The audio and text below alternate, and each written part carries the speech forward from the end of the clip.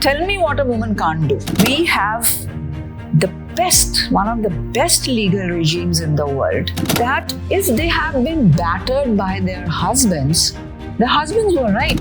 Was there a testing moment where you experienced this in your own journey? That women can't do certain things, and very responsible boys who understand these things, who are sensitive boys, so that when they grow up, they become sensitive men. So UP में थे ऊपर से. At least from South, what we have. When can you give? We need sensitive men. I started this Mahila Samman Prakosht. What were obstacles in this process? बहुत सारे obstacles. Welcome to Attitude Makeover. I'm thrilled to have Sutapa Sanyal today with me. Starting with economics to rising as the Director General of Police in UP. That there is a lot of discrepancy between the resources. Now getting into hardcore training and change catalyst of diversity, inclusion and safety of women. The pain which many Indian women underwent. This is a conversation you cannot miss. Law changes as per the need of society. We're going to cover every aspect, right from discovering your agency, standing with your agency, Objectification of women. really understanding the society of India today. So we don't talk of a lot of things, right? How can one maneuver through this society and thrive? Aspects of change that are really happening. What is leadership? What does it mean to be a woman in India? And a lot more. I hope you like this conversation like always.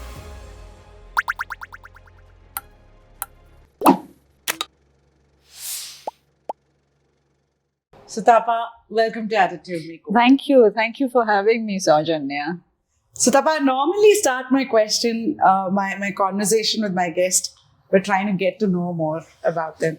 But even before I start, when I do my mentoring sessions or workshops of personal transformation, one question that comes always, it's a very common question, is how do we identify our values? Our core values and since we're going to talk about an agency and the power within you, I normally have my guests talk about their own journey, early years, because a lot gets carried forward from your early years. Yes. To define both your identity, individuality, your leadership. Values too. Exactly. So through your conversations or through our conversations like this, my idea is a listener can sort of identify with various aspects of my guest and sort of derive patterns for themselves to identify what are their core values. So I have a very basic and pretty profound question that I want to start with. Who is Sutapa Sanyal at the core? Well, a very simple person, right? With, as you said, values, with deep values, because I always feel that most of the things in our lives, they start from the family. So my parents, we were a typical, middle class family. So not so much of money and, So, but they were very clear about one thing, both my parents. And I'm 2 sisters and 1 brother.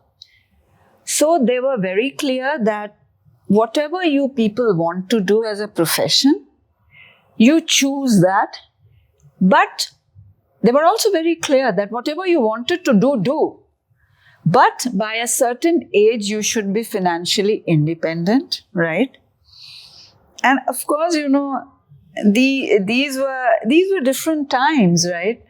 So we had all those basic core values. That you should be truthful, you should be this, that. And on top of it, the values which convent schools instill in you.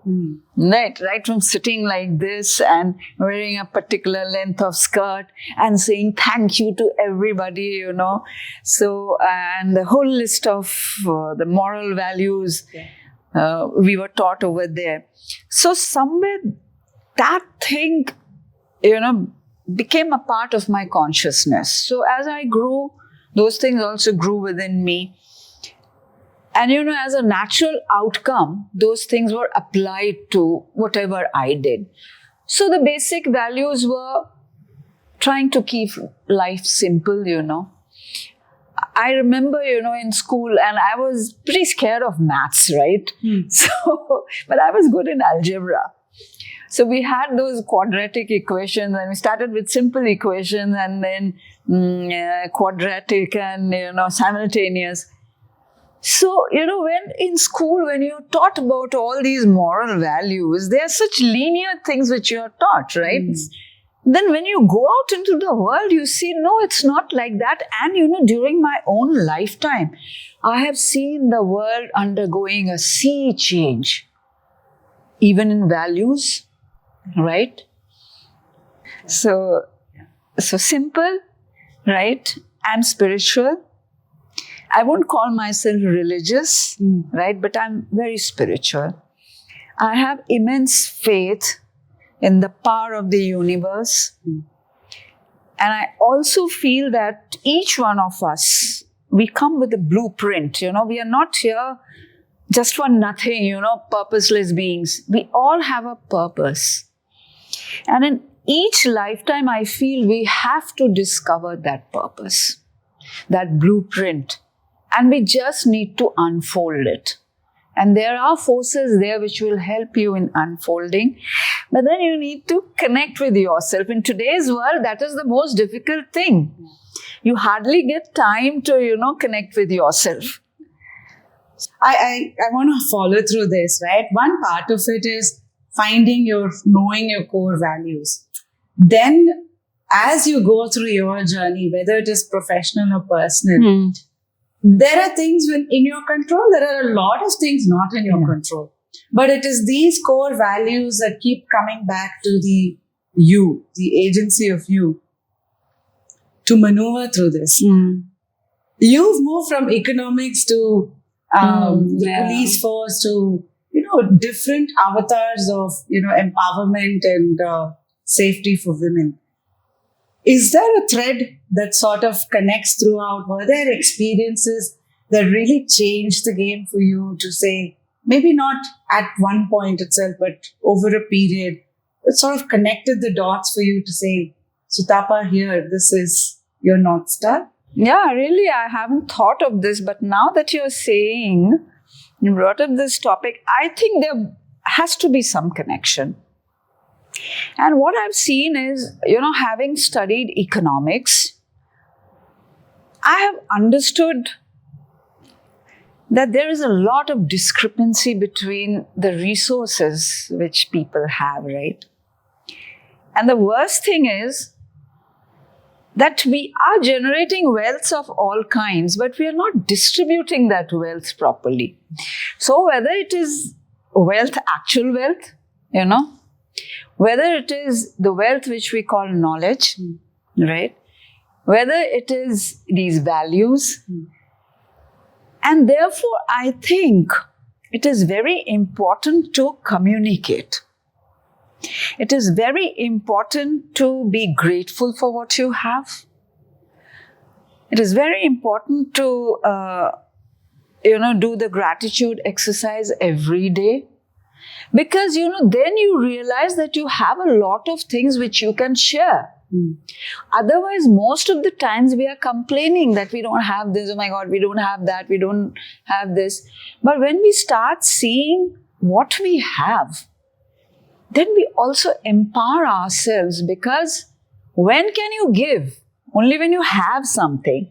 So when can you understand that you have something? When you start looking closely, and you feel grateful for whatever you have. So this thread is certainly there. Economics taught me a lot of this, that there isn't equality in society, be it, social justice, be it economic stature. And so, and because of that, there are a lot of outcomes, because that converts into a power equation also. So in interpersonal relationships also, that thing starts playing in, right? So even in, these gender inequalities that we have, there is a power structure. There is a presumption that, okay, one party is weaker than you. So it is not that equal distribution of resources, right? Whether it is perceived or true, that's a separate story, right? So yes, this thread, it did connect whatever I did. From the point I studied economics, from the point I chose IPS, right? I chose IPS because of this injustice which I could see, So somehow I thought, because I initially started out as a lecturer in economics. I was teaching economics in Patna University, right? I was born and brought up in Patna, Bihar. But then I realized that if I could place myself in a position where I could directly deal with people, right? And if I could help them out of their situation, then this could be one opportunity, Because the training was very tough, but I, stuck through it because I had chosen. Nobody had pushed me into it. As I told you, my parents told me choose any profession, right? So then again, that thing came into play, that there is inequality, there is injustice arising out of inequality. And, it happens in gender issues also. Even when you are, because I've been dealing with children and women a lot, right? So when you commit atrocities on a child also, there is that power equation coming in. So that then again that converted into, towards the end of my service, it converted into working for women and children exclusively. And I asked for it, that let me work on these issues to the department head and to the head of the state at that point of time. So yes, there is a connection. It may be a subconscious thing, but yes, that's a lovely question you asked me. So that actually has been driving me. Yeah. I have a follow through here. For me, I think, like I was telling you when we had our intro call, right? Like I saw the role of money, the power of money, even within closer circles, beyond, and opportunities, how there is an inequality in opportunities. Yeah. Yes. And I feel when you believe in yourself and you do your complete 100%, I strongly believe the world comes together to make it happen for you. I'm a classic example of that. But at the same time, there are these experiences that hold us grounded on what we believe in, what's our value system.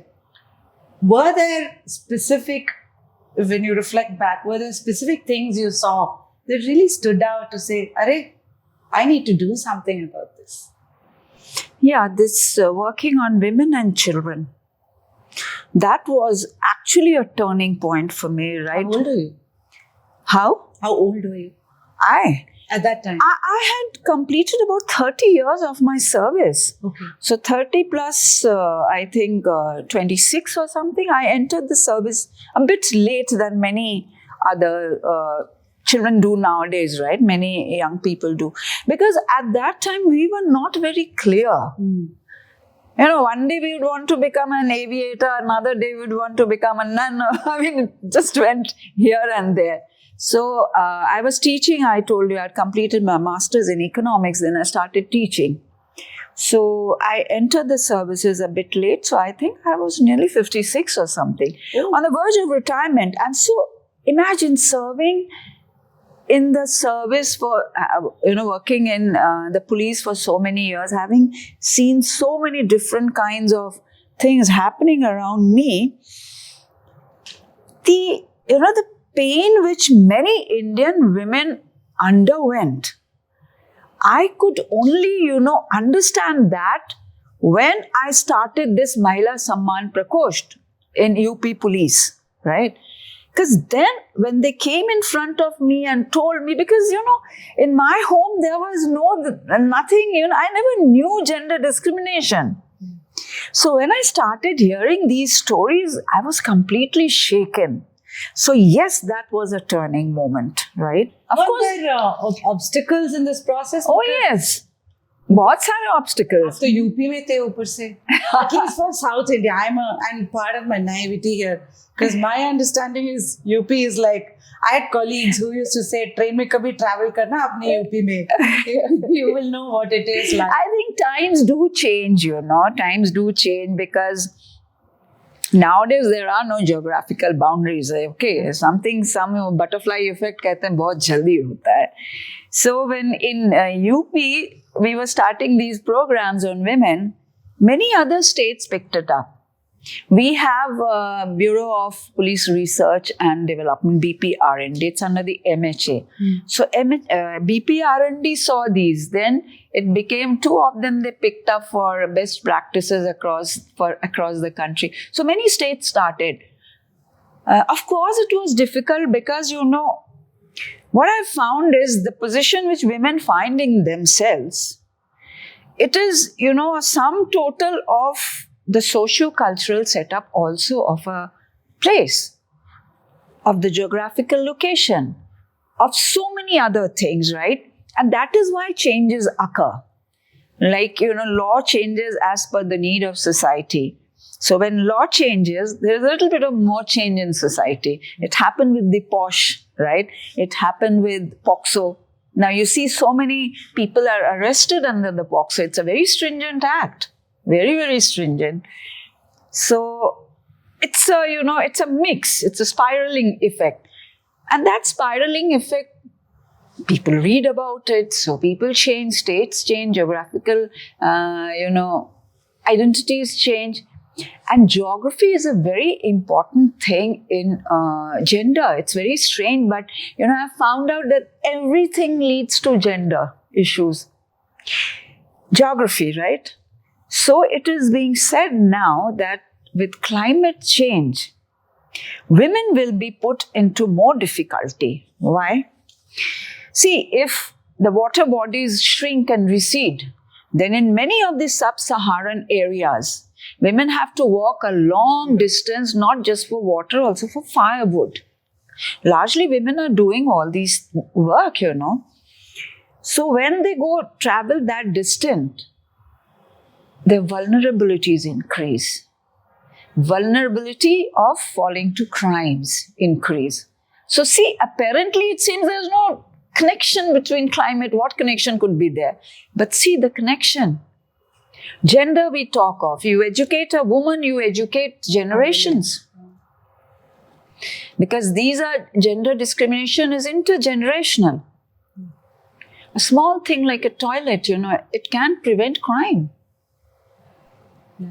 So many things, rather most of the things have a gender connect. We only need to have those eyes. That's why we talk of gender budgeting. Gender budgeting means what? You're not just allocating, 10 crore rupees to women. You are thinking on behalf of that woman. You are empathizing with the problems which she is undergoing. I'll tell you a small example, We have these CPOs, those are the Central Police Organizations, right? So, and there is that RAF, you must have heard, Rapid Action Force, right? They are the women also are there who actually are on the streets during riots and all. Yeah. So they had those body protectors which were designed for a male body. Yeah. Now in police, we have this discipline, so we don't talk of a lot of things, right? So they used to wear those body protectors and they were not very comfortable in it. But they never spoke out about it. Now see what leadership does, and when there is a woman who is in a position to take a decision, right? So here we have an IG provisioning, or she was a DIG provisioning. So she did this study. And then many women started speaking up that yes, it hinders our, action when we have to act in riotous situations. And then the body protectors were designed as per, and they find that their efficiency has increased. This is gender budgeting. When you start thinking that okay, and this is such a big thing that, and it will bring in more women, when they feel that the department thinks about women. When we were coming here, you were talking about the crime rates, 49, 51%. Yeah. Right? Mm-hmm. Is it that these crimes have increased, the rate has increased, or is it that the awareness around these crimes have, because you've worked in the field, you've seen the ground reality. I'm curious to know, is it more voices being spoken and heard now, or is it just that the crimes have increased? I guess it's both. Okay. I guess it's both because of so many reasons, and one of the reasons is looking at women in a particular way. Tell me more. What do you mean by that? Well, objectification of women. That women can't do certain things. All the statistics prove differently. Tell me what a woman can't do. Space, right? Climbing mountains, corporates, domestic work, right? So I tell them that people go to B school to learn all kinds of management. Look at a housewife managing the home. Yeah. Okay, she is doing what? Personnel management. Product nahi bolenge usko. What do I call them? Supply management, right? People management skills, finances she's managing. So what is she not doing? Tell me. Education, anywhere you see, sports, medicine, wherever.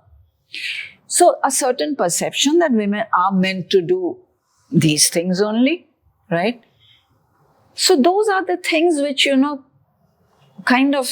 promote you to feel that feel empowered over a woman, and then you commit certain categories of crimes. So that is one thing. And yes, there is a lot of reporting now because women have become aware of their laws and rights, or the legal regime which is there in the country. And mind you, we have one of the best legal regimes in the world. I have certain, question marks over the implementation of that legal regime. And there are a lot of reasons for it, right? We can go into those reasons in details also. But we have the best of legal systems. And there are a lot of, now NGOs also who are making the women aware of all these things, right? The rights of women. And then the government also has gone quite a bit in making the POSH thing has been publicized, and then certain reports are mandatory. Even in the POXO Act, reporting of the crime is mandatory. So these things are there.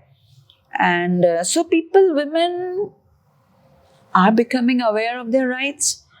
And if they get the support, then I'm sure they're going to ask for their rights also. And so when they're asking for their rights, more crime is being registered. But a lot of crime is also not being registered because it's not being reported also. And unfortunately, and I have seen this firsthand on the ground, many women think that if they have been battered by their husbands were right in battering them. I mean, it's ironical, but many women, they will say, they will come to report, right? At times, an insensitive police officer may also tell them, victim blaming, that you only did something, you must have done something so that you got battered. But many of the times, the women feel also that they couldn't prepare the food on time. So what if they were battered by their husbands? Because the husband is earning for them.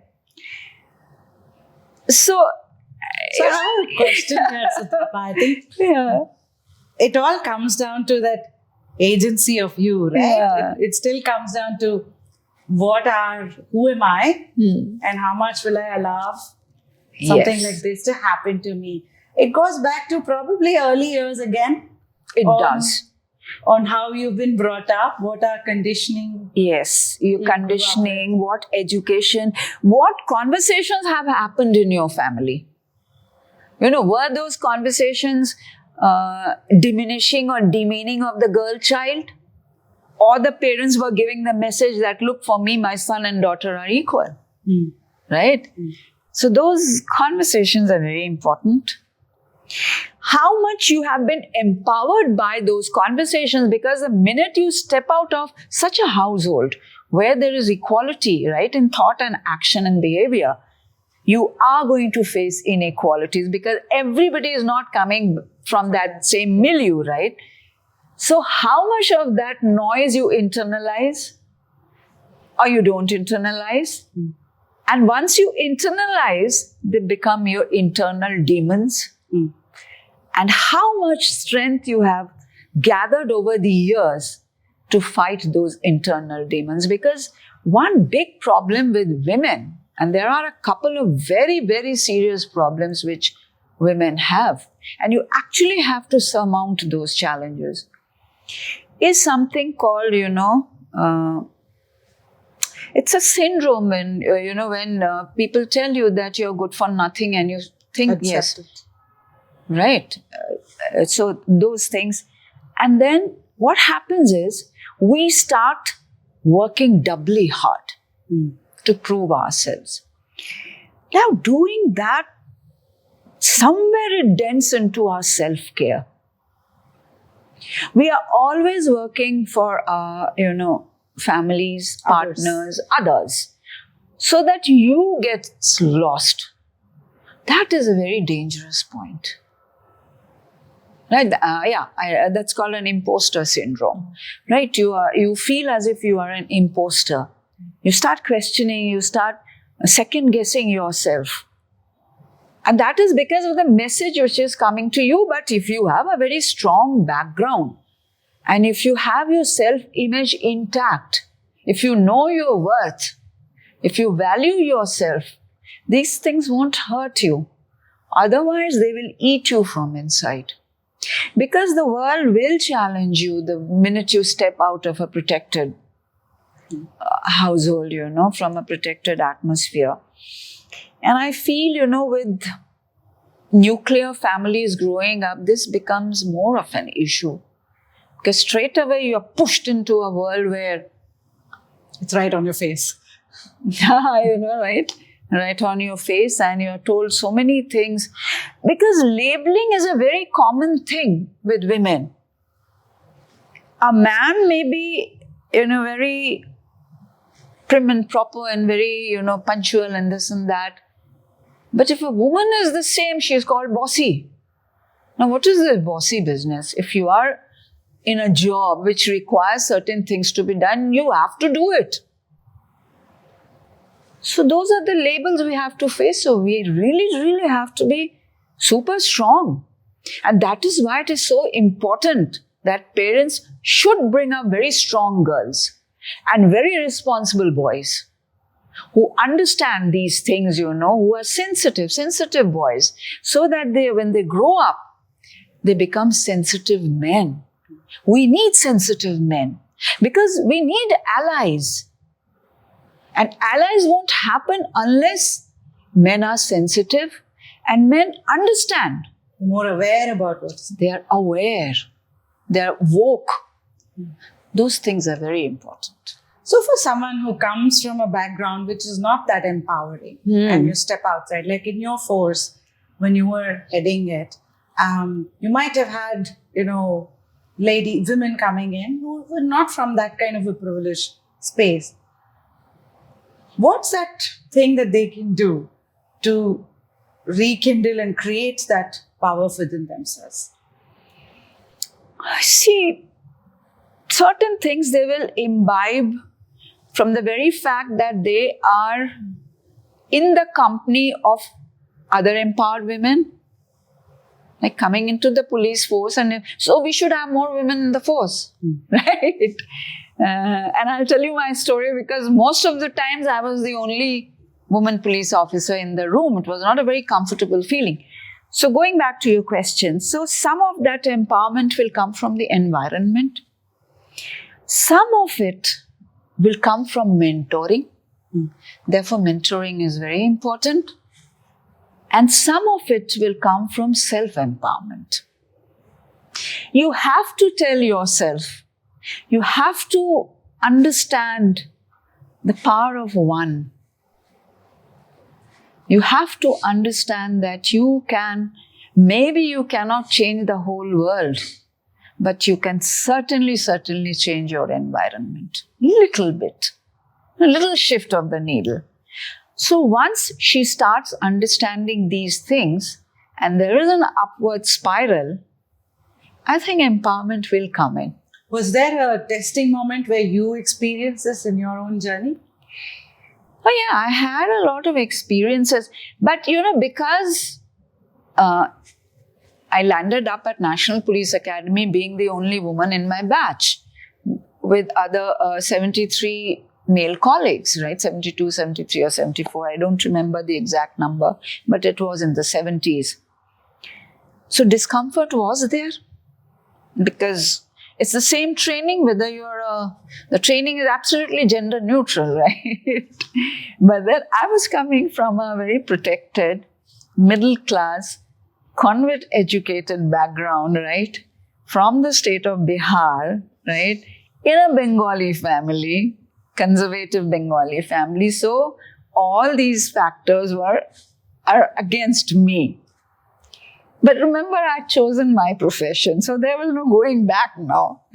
So even, we had these equestrian practices, horse riding and all. I would fall. I would injure myself badly. We had these rock climbing, because they were necessary to pass the examinations, right? Otherwise you would fail, you would be kicked out of the service, right? So, and I have fear of heights. But then I had to somehow do it, right? So, and I was not as good as my male colleagues. It's very clear in physical activity. So you were not into physical activity? I was not. You were in theatre and all? I was in theatre, and I being a typically, conservative Bengali family of the 80s, 60s and 80s, right?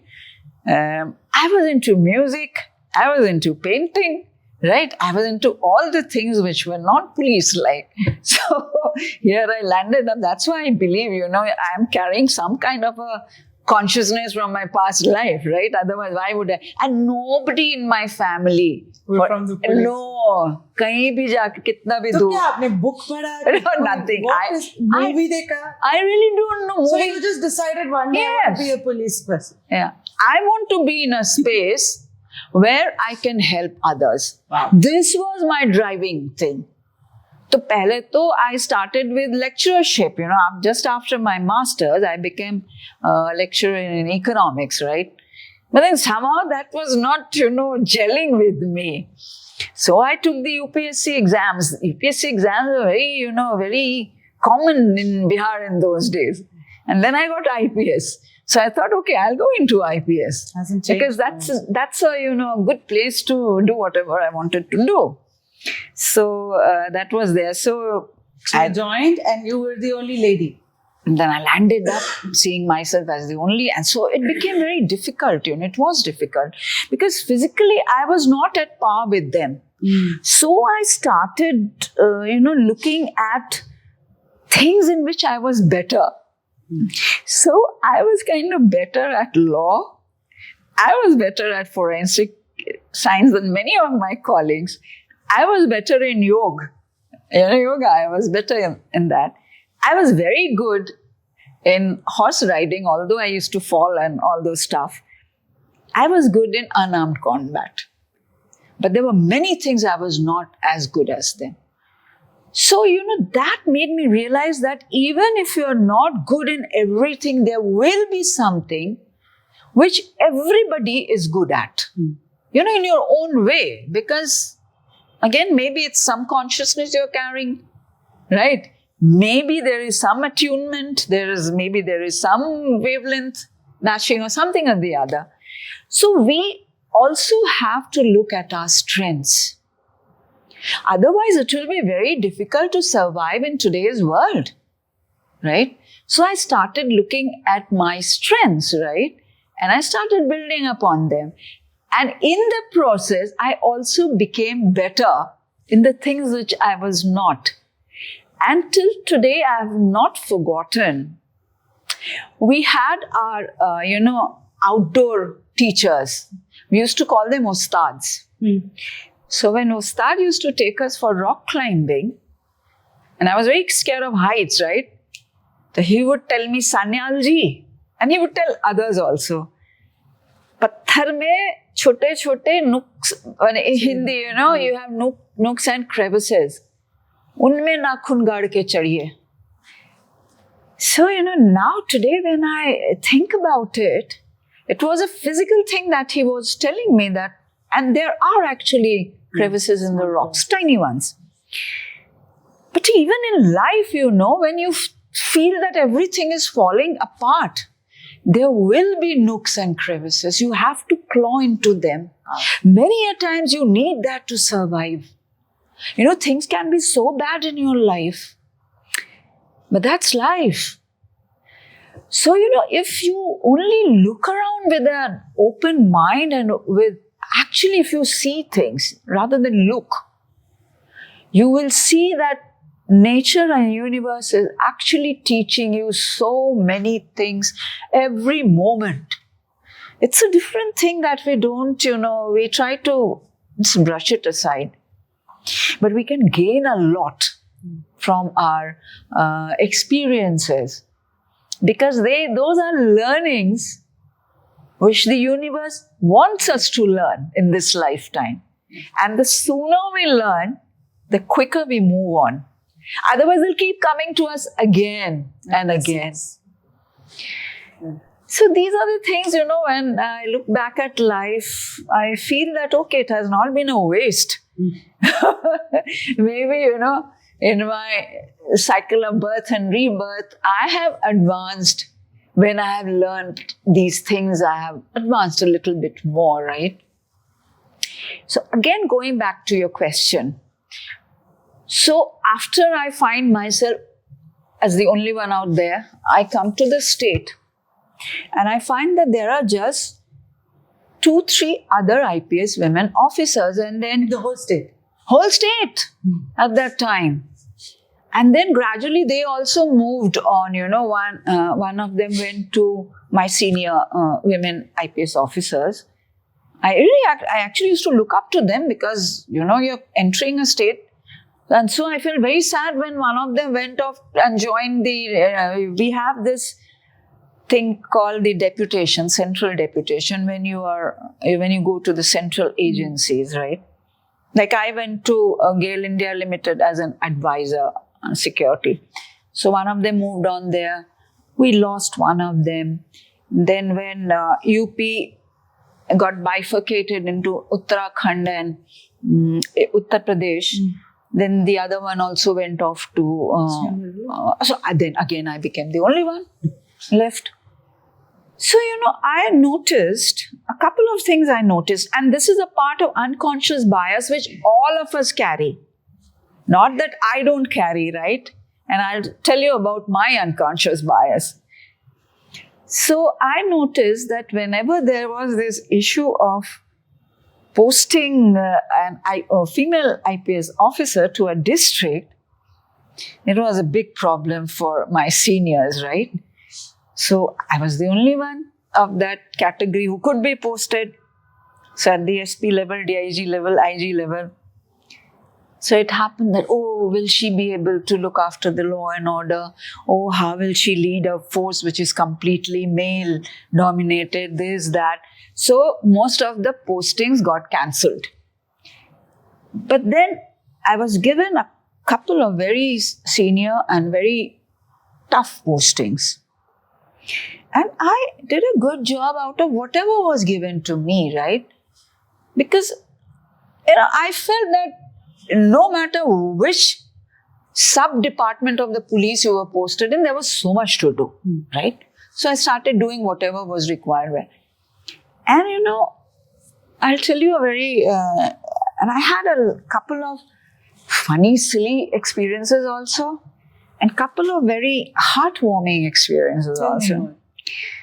So this one of the silly ones was, so we have this system of sitting in the office, from morning till afternoon. Second half we sit at our camp office or whatever. Many people sit in the police office in the second half also.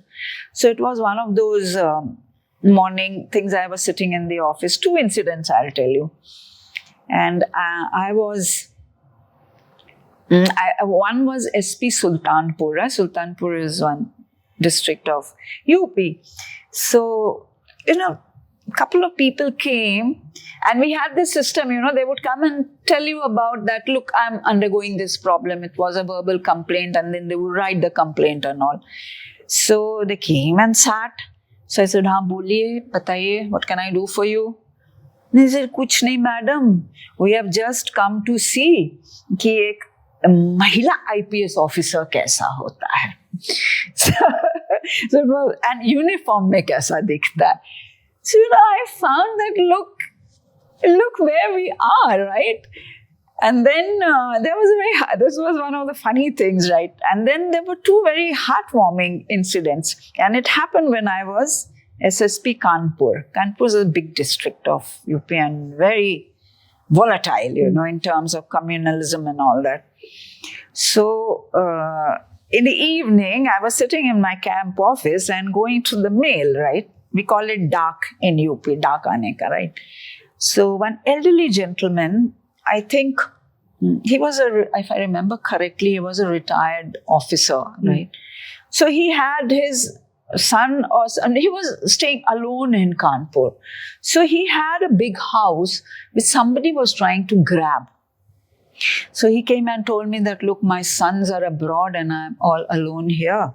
So this person is trying to grab my house. So I said, if you could give me in writing, I could get it checked, right?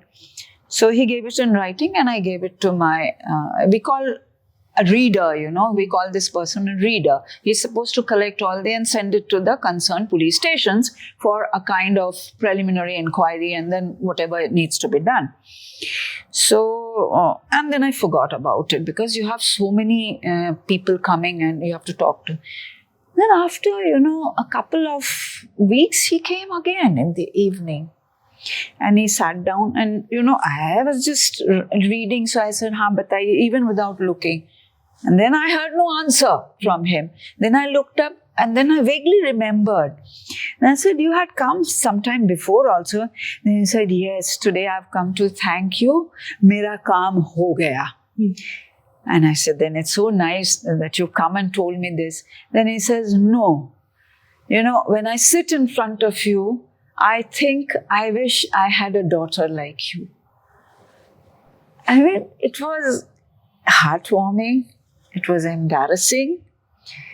But these are the rewards, And nothing.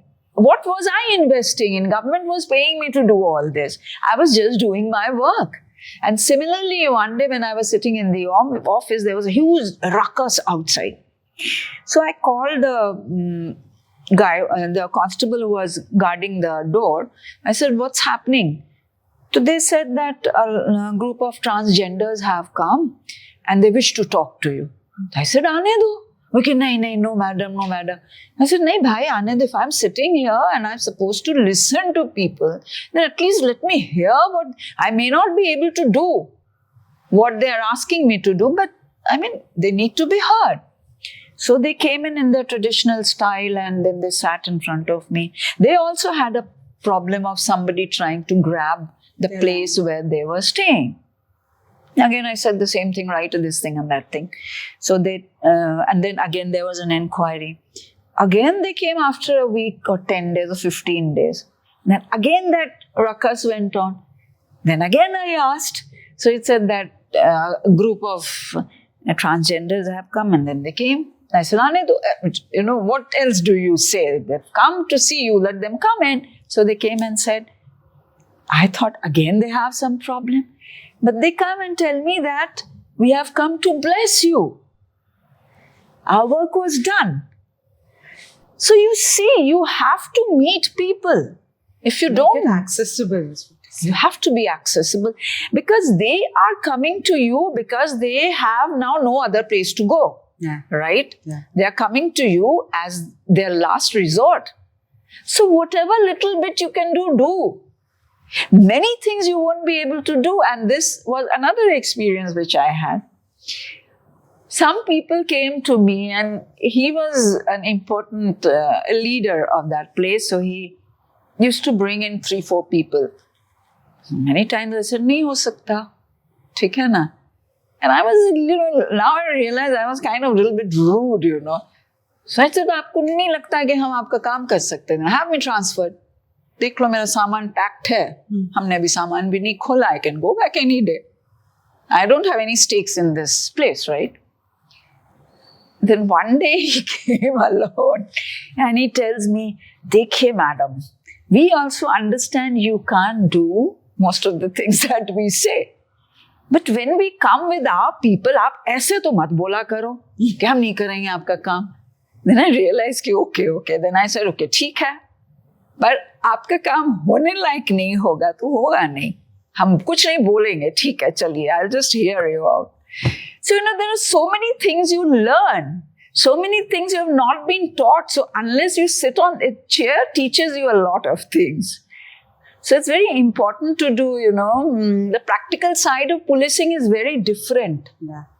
And I feel the practical side of management also is so different from what you're taught in the books. So life is very different from what is in the books, right?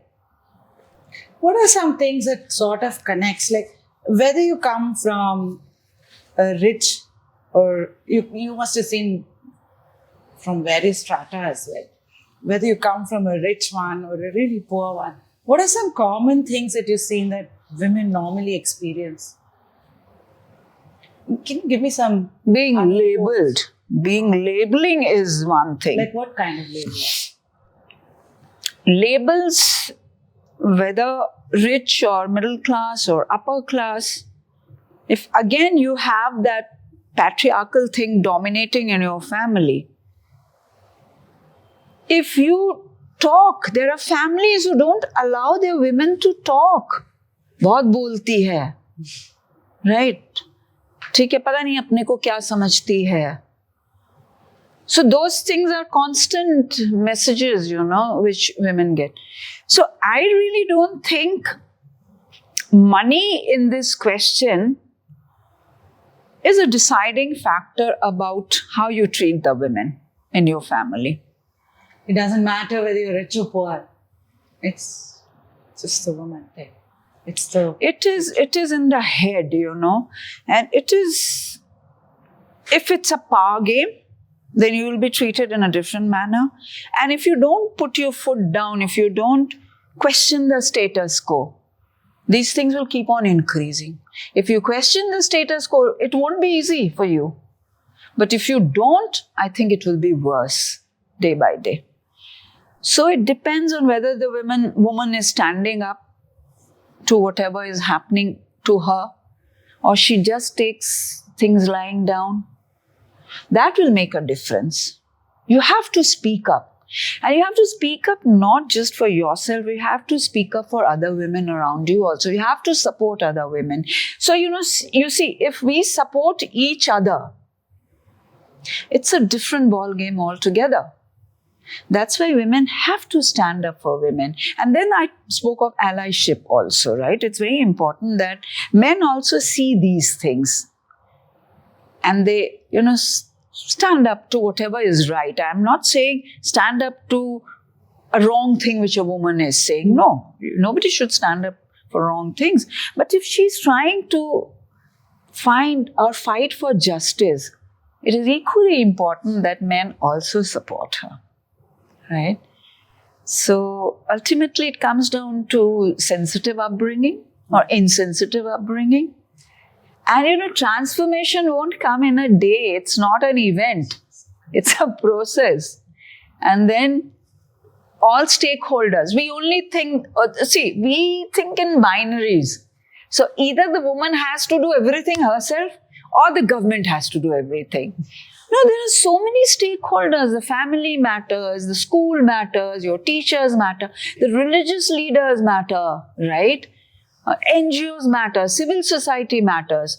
That's why when I was, kind of developing the Mahila Samman Prakosht, I tried to bring civil society in.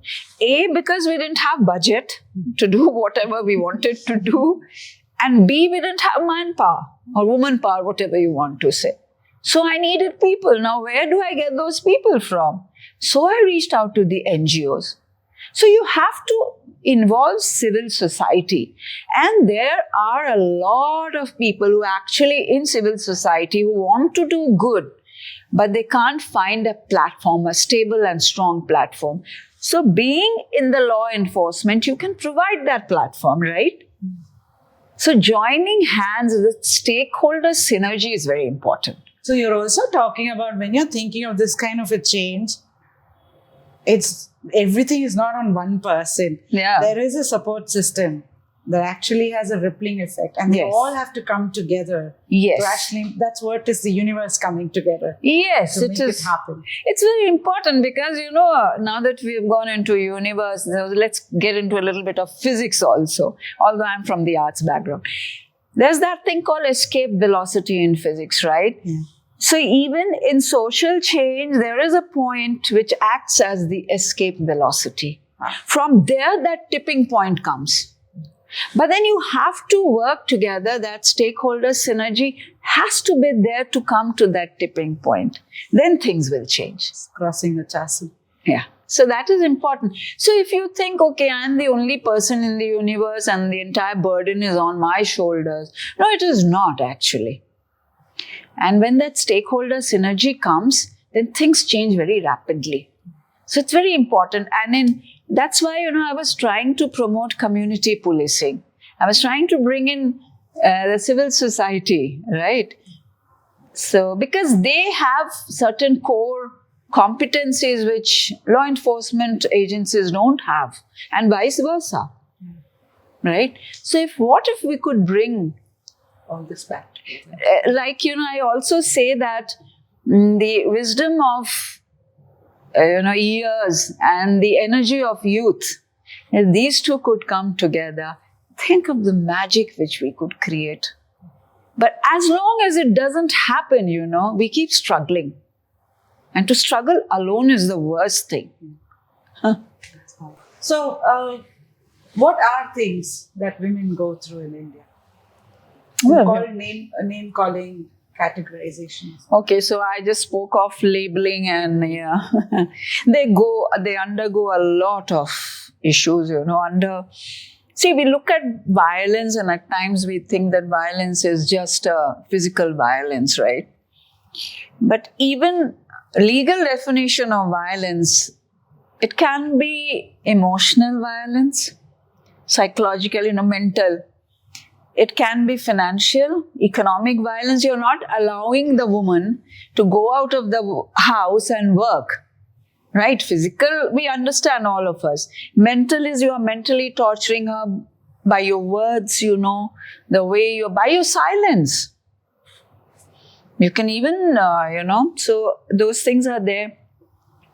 It is recognized legally that violence is not just physical, right? So I will tell you, there are umpteen examples, right? But I'll tell you an example where I actually spoke to the acid attack victim.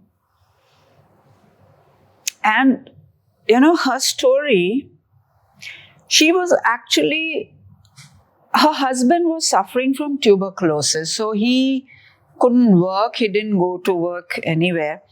And she was working and she was the only earning member for the family. They had a daughter and the husband and wife. So now with her own earned money, this woman bought a scooty. So this guy got jealous. The husband. Yeah, husband. And he started saying that you go out and you're having an affair with somebody. So one night when they were sleeping, he poured acid on her. yes, on the lady, and the daughter was also sleeping next to her. She also got burns. Now, can you imagine? I mean, for us, it is absolutely beyond logic. But see what sort of driving force that man had. So these crimes are also happening against women out of jealousy for nothing, for fictitious reasons, for reasons which are baseless. And there are so many cases of, the cyberspace. There are so many cases of revenge porn. Because there is a breakup, right? The person can go and post a lot of things. There was this incident which happened, way back when I started working on these issues. This was way back in 2013-14, right? Facebook and all were just being, explored by the young people, right? So one day we got a call, and there was this girl at the end of the line. She was from Lucknow University. So she called up Mahila Samman Prakosh. The inspector picked up, and she said that, I just don't want to live. I want to die. I want to commit suicide. So, and she was, in a very agitated state. So the inspector came running to me, and then she said, "Ma'am, look, I said, just ask her to come. Ask her to, just hold back and come here. Let us know what has happened. Maybe we are able to help, right?" So she was called, and so she started crying, and she told me that she was in love with some boy, and then something went wrong between them. Then he hacked into her account. And then he hacked also into her sister's account, and then he started posting messages saying that, "Look, I am so and so, and I'm available for such and such a thing between such and such a time." So she said that my entire, image is gone, and what do I live for now, and this and that. So I told her, "Okay, call the boy. Let's hear what happens." Right? And so I called the parents also of the boy. And then we made them sit together, and he said that, "I am sorry, I behaved like this, that. And then, many of these things happen because youngsters don't think of the consequences. So I think it's very important to make everybody realize so that they take ownership of their actions, right? It's very important to take responsibility of what you're doing. And so we made him write it down, and then he apologized and also, but after that, we kept a track. We used to keep asking that girl. She said, "No, he has never bothered me about that." Right?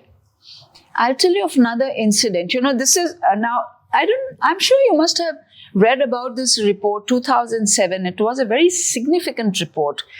It was a study conducted by one NGO, UNICEF, and the government. And they found out about, I think, 50% or 51% of the children in the entire country were subjected to sexual abuse. 51%. What does it mean? Every second child in India is sexually abused. And some of them violently. They have all that statistics in that. And mind you, it was talking about a child. Now, child is gender neutral concept, which means boys and girls. So normally we think that only girls are abused.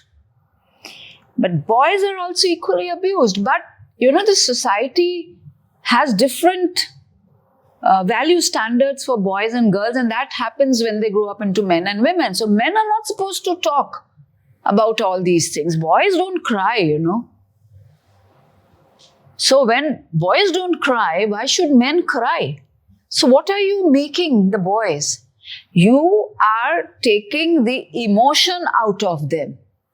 You are taking the agency of expression out of them. And what they turned later on, and I'm talking of average, there are exceptions everywhere. Everything has exceptions, right? So ultimately, they just become the bread earner, right? Woman becomes the caregiver. Now see how these things are perpetuating. So there were studies which said that if there is a job and you ask a family, they'll say the man should get the job. If the woman gets the job in a family, right, it means the man is not competent enough to earn enough and run the family. So it becomes an issue of status. So see how convoluted, in a way we think in such complicated ways. So now going back to that report. So one day I was sitting in the office, right? I just used to sit with the door open so anybody would come in and talk of their grievances and whatever. So one day I had this RJ coming in. He's a very popular RJ in UP and does a lot of good work even otherwise, apart from his professional. So I told him that why don't we do something on children? Now that I've started working on children, I see a lot of abuses happening with the children. And just as I told you that, mind you, it's not just the girl child, it's also the male child. And you know what happened? He started crying. I was shaken. I thought, what did I say which made him, what triggered him, I couldn't think straight at that moment. Then he says that, ma'am, you are the first person who is talking of male child abuse, and I have been sexually abused twice in my life. That is what he told me. And he kept on, crying. And then I said, look, why don't you look at it this way, that it was not your fault. It was the fault of that person who abused you. I don't know whether I was able to comfort him or what. But then after a while, he, quietened down. And then we spoke of what campaigns could we do. And we actually did a campaign later on, Mahila Samman Prakoshta. So I think what you're also saying is the change can only happen when there is awareness and there is a connected, rippling awareness. Yes. Till that tipping point happens. Till then we are fucked. So we need to get to that escape velocity, that tipping point. And for that, leadership is very important.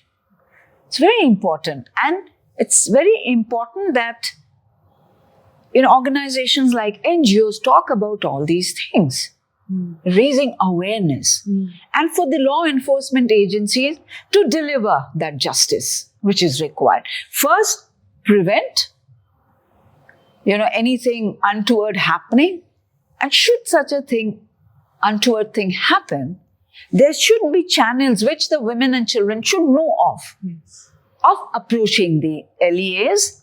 And then the LEAs must be available. The law enforcement authorities must be available and accessible.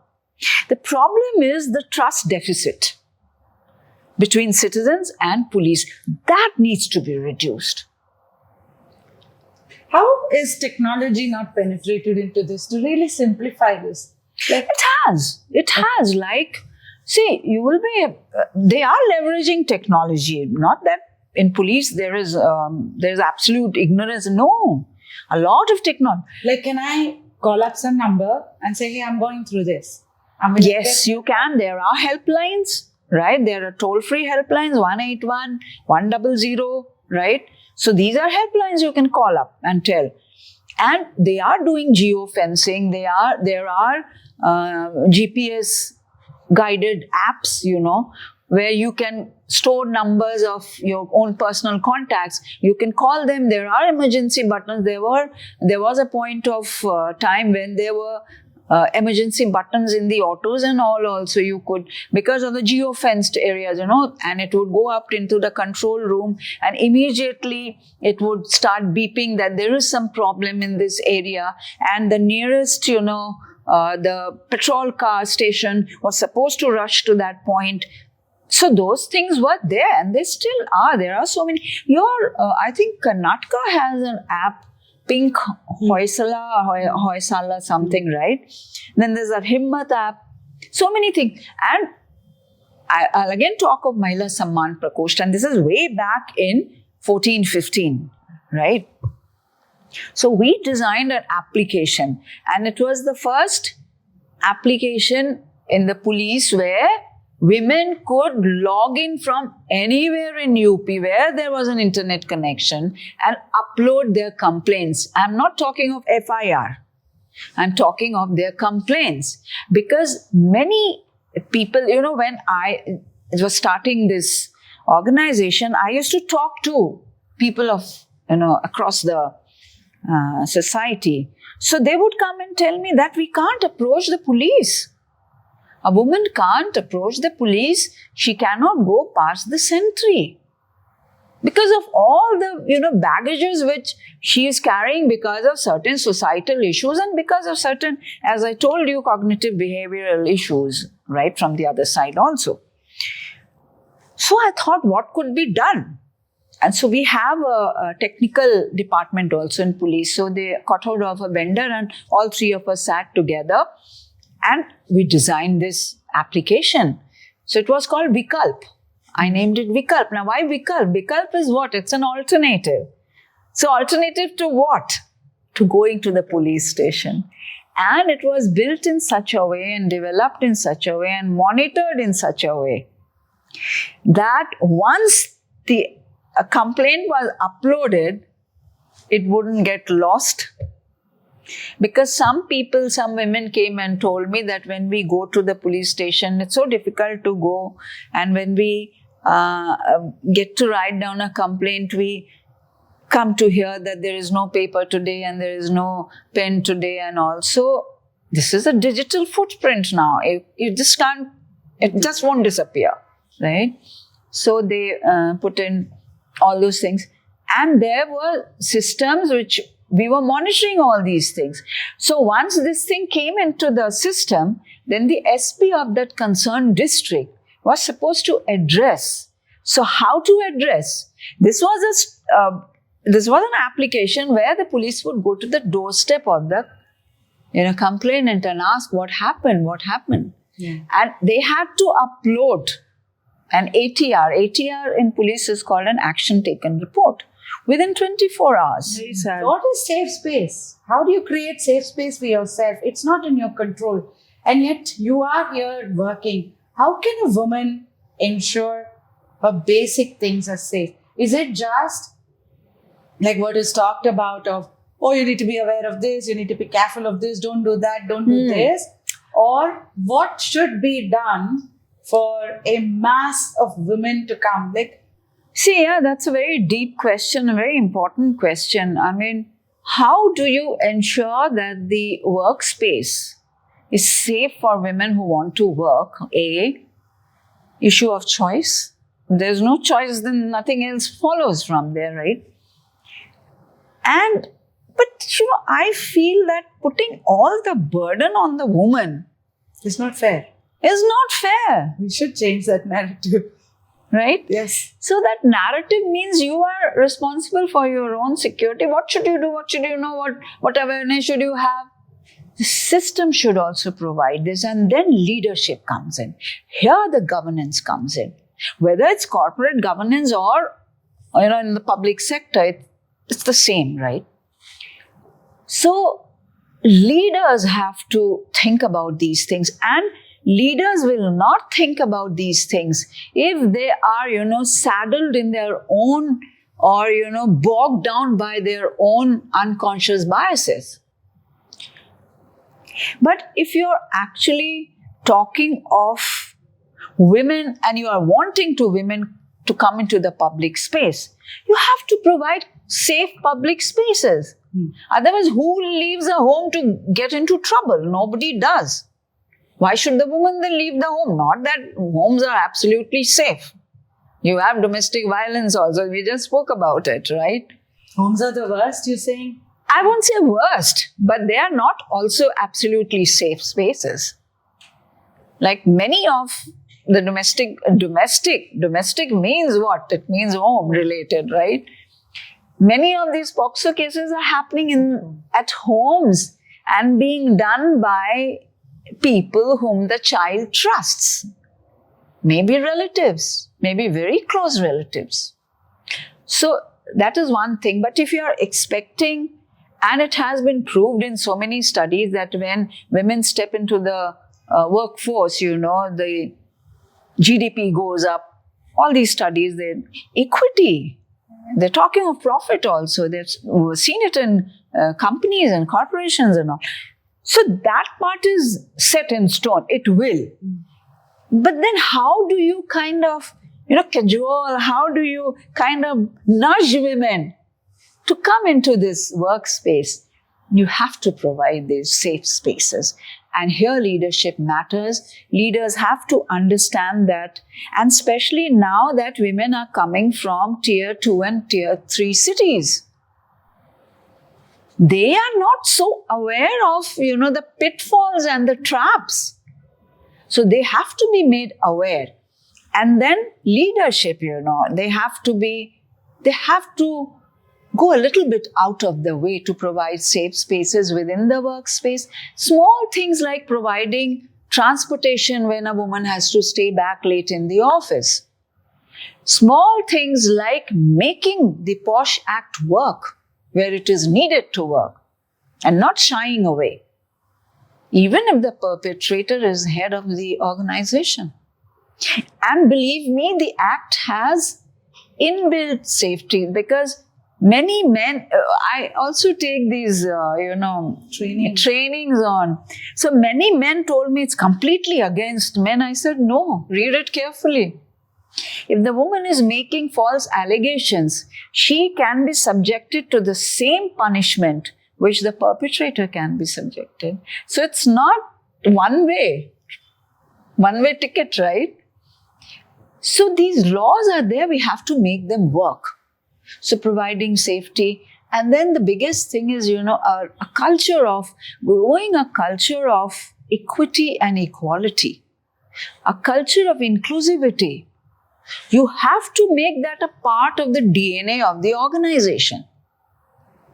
You can't think in a discriminatory manner because you can't hold back 50% of the population and think there will be progress. But if you don't even know what one needs over there, how can you create that? You might just be a number. It might just become a number game. Oh, we have 50% women, 40% That's women. the problem.